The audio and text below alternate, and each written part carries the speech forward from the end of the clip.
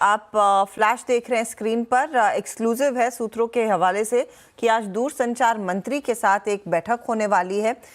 इस बैठक में जिन बातों पर चर्चा होगी वो प्राइमरीली टेलीकॉम कंपनियों की सेहत के लिहाज से हो सकती है और एजीआर के मुद्दे पर बड़ी चर्चा होने की संभावना जताई जा रही है। आपको याद होगा हाल ही में जो सुप्रीम कोर्ट ने कह दिया था कि एजीआर रिकैलकुलेट नहीं किया जाएगा, उसके बाद वोडाफोन आइडिया में तेजी से बिकवाली आती हुई दिखाई दी।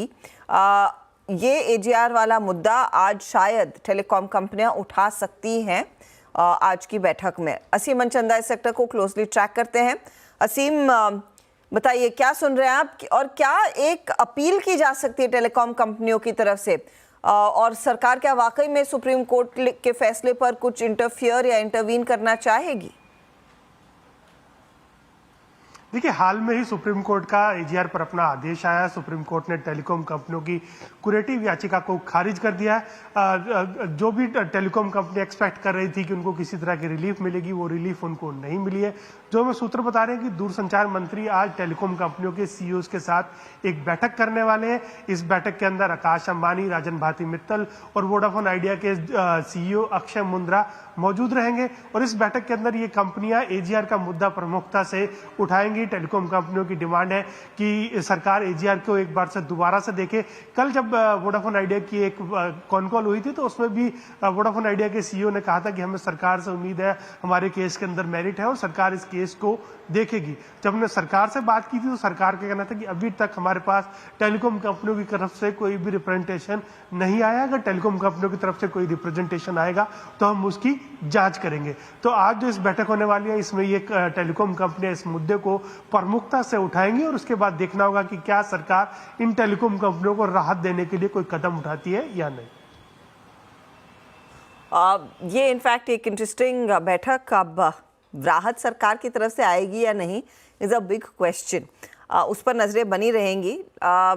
मयूरेश, आपको क्या लगता है, क्योंकि यहाँ पर कोर्ट ने फैसला सुना दिया है एंड आई डोंट रिमेम्बर कब यहाँ पर सरकार ने शायद सुप्रीम कोर्ट के फैसले के खिलाफ किसी को राहत दी हो।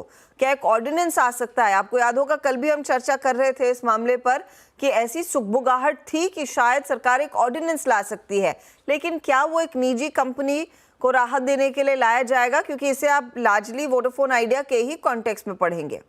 Oh, absolutely. And again, I think in context to what is expected, मुझे लगता है थोड़ा I think रुकना चाहिए for what decisions can actually come through, क्योंकि सुप्रीम कोर्ट का रूलिंग तो बहुत क्लियर है। तो इस पे सरकार क्या कदम उठाती है ये देखना बहुत लाजमी होगा।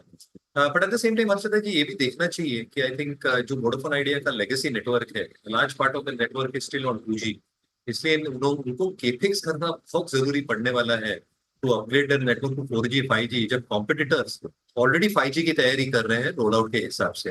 तो जितने सर्कल्स इनके पास बाकी है वो सर्कल्स को प्रोटेक्ट करना मार्केट शेयर, बहुत subscriber market share and revenue market share के हिसाब से बहुत अहम और जरूरी होगा।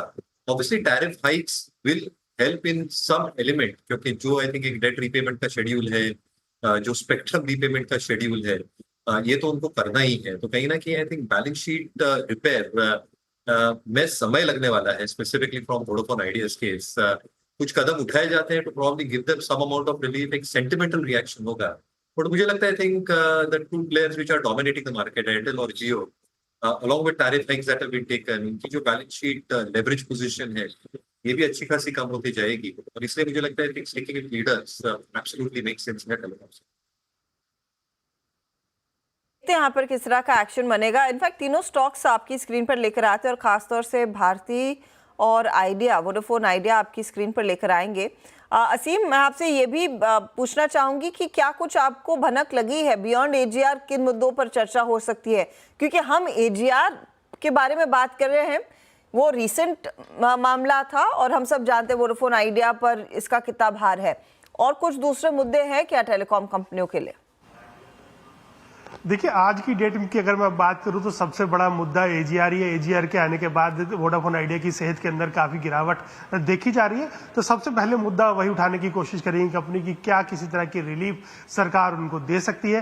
पिछली बार जब सरकार टेलीकॉम कंपनियों ने सरकार के सामने रिक्वेस्ट किया था तो सरकार ने कंपनियों को 4 साल का मोरेटोरियम पीरियड दिया था। तो क्या ये मोरेटोरियम पीरियड दोबारा से देने पर विचार कर सकती है या कोई और ऐसे अल्टरनेटिव्स ढूंढे जा सकते हैं जिससे कि टेलीकॉम कंपनियों को राहत मिले। तो इस सब मुद्दों के ऊपर ही फिलहाल यहाँ पर टेलीकॉम कंपनी और सरकार चर्चा करती हुई नजर आपको आएंगी और देखना होगा कि क्या राहत मिलती है या नहीं मिलती है। वो एजीआर वाला ही है। मानस, वोडाफोन पर राय मैं नहीं लूंगी, लेकिन भारती एयरटेल चार्ट्स पर कैसा है? कंसिडरिंग इस पर बार बार कई सारे जानकार कह रहे हैं कि देखिए बिजनेस एक्सपेंशन का फायदा इसे ही मिलेगा, टैरिफ हाइक आएगा तो इसे ही मिलेगा। वोडाफोन कुछ अगर गवाता है तो होपफुली वो दोनों प्लेयर्स में बट सकता है, लेकिन भारती कैसे पॉइज्ड है? देखिए, पैटर्न की बात करें, ट्रेंड की बात करें तो वो तो डेफिनेटली पॉजिटिव है। वहां पर कोई प्रॉब्लम नहीं लगती है, कहीं पर रिवर्सल के साइन नहीं है, कहीं प्रॉफिट बुकिंग के साइन नहीं है। तो अगर आपके पास लॉन्ग पोजीशन है तो आप बने रह सकते हैं। 1690 के नीचे स्टॉप लॉस लगा के पोजीशन में बने रहिए। जो नेक्स्ट टारगेट होगा वो 1830 के आसपास हो सकता है, लेकिन फ्रेश खरीदारी की राय नहीं रहेगी क्योंकि तीन हफ्तों में हमने 1500 से लेकर 1760 तक की रैली ऑलरेडी देख ली है। फ्रेश खरीदारी नहीं करना करें, कोई करेक्शन देखने को मिले तभी खरीदारी करें। बट अगर आपने लॉन्ग पोजीशन बना ली है तो 1690 के स्टॉप लॉस से पोजीशन को होल्ड किया जा सकता है।